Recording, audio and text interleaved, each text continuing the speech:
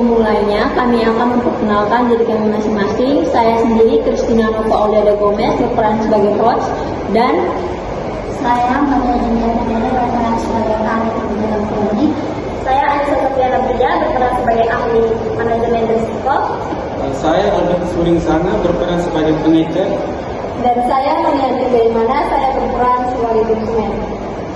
Baik teman-teman, hari ini kita akan membahas topik yang sangat ramai diperbincangkan di Kota Kupang dan menyentuh langsung ke kehidupan masyarakat kecil di Kota Kupang, yaitu kelangkaan dan naiknya harga minyak tanah. Jadi kasus ini membuat banyak warga yang resah, mulai dari ibu rumah tangga, mulai dari mahasiswa, mulai dari pelaku usaha, karena mereka sangat terdampak langsung dari kasus ini. Sementara itu, Dinas Pendistribusian dan juga Perdagangan Kota Kupang menyebutkan bahwa akar permasalahan ini berawal dari minyak tanah dari pangkalan yang tidak langsung ke warga, tetapi banyak yang bocor ke pengecer. Nah, karena masalah ini cukup kompleks, kita akan membahasnya dari banyak sisi, yaitu dari kebijakan publik, dari manajemen risikonya, dari pengalaman pelaku usaha, dan juga tentunya dari suara masyarakat sendiri. Baik, untuk memulai pembicaraan kita pada hari ini, mungkin teman-teman bisa sedikit memberikan gambaran mengenai kasus ini. Ya, berdasarkan laporan pemerintah, distribusi minyak tanah dari pangkalan tidak berkesanan. Minyak tanah yang seharusnya dijual ke masyarakat konsum, malah banyak yang menjual ke pengecir lain. Akhirnya, stok cepat habis, masyarakat tidak kebagian, dan harga melonjak karena pengecer menjual jauh di atas harga yang diperlukan. Ini masalah klasik distribusi dan pengawasan. Nah, sekarang kita sudah mendengar gambaran sedikit mengenai kasus ini. Sekarang kita geser sedikit ke sudut pandang pelaku usaha. Mungkin teman Berti sebagai pengecer yang sehari-hari berhadapan dengan pembeli dan juga pangkalan, apa yang sebenarnya terjadi di lapangan dilihat dari pandangan Anda? Jadi begini, banyak pangkalan yang bilang stok sedikit, jadi warga antri panjang untuk mengantri minyak tanah tersebut. Tapi kadang pangkalan itu sendiri sudah menyerahkan sebagian minyak tanah ke pengecer lain sebelum jam penjualan resmi. Alasannya macam-macam, yaitu biar minyak tanah cepat habis, biar tidak ribut saat antrian minyak tanah, atau karena sudah ada langganan. Oke, sekarang kita akan mendengar langsung dari warga atau konsumen yang merasakan langsung dampaknya. Di sini ada teman Moni. Kelangkaan ini pastinya mengubah banyak hal dalam aktivitas sehari-hari ya.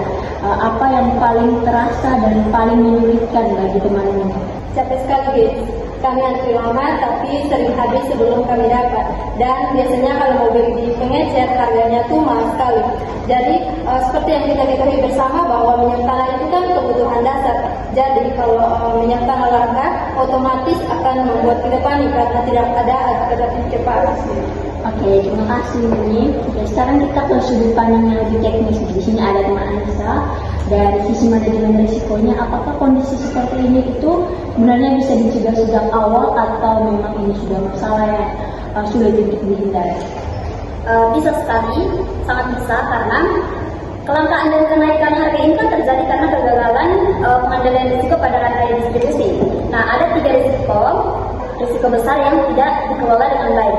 Yang pertama itu ada risiko distribusi, di mana tidak ada monitoring ketat dari pangkalan ke konsumen. Yang kedua, ada risiko penyalahgunaan wewenang, di mana pangkalan ini menjual ke pengecer secara tidak resmi demi keuntungan lebih.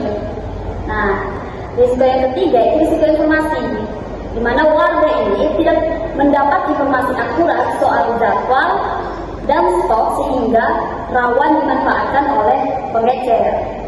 Ini sebenarnya risiko yang bisa diprediksi jika sistem pengawasannya bisa bekerja dengan baik. Oke, selanjutnya kita masuk ke bagian analisis yang lebih mendalam ya. Saya ingin bertanya sedikit kepada teman Fani, dari sisi sistem kebijakan dan juga mekanisme, apa yang mekanisme distribusi yang kita punya sekarang, apakah memang sistemnya mudah sekali untuk disalahgunakan atau ini murni soal pengawasan yang belum berjalan dengan efektif? Ya, sistem distribusi distribusi manual atau digitalisasi, menemukan secara besar siapa yang beli, berapa kali mereka beli, apakah pangkalan menjual sesuai aturan, semua sulit dipantau. Itulah mengapa ada oknum pangkalan yang menjual besar ke pengecer dengan harga tinggi, lalu pengecer menjual lebih tinggi lagi.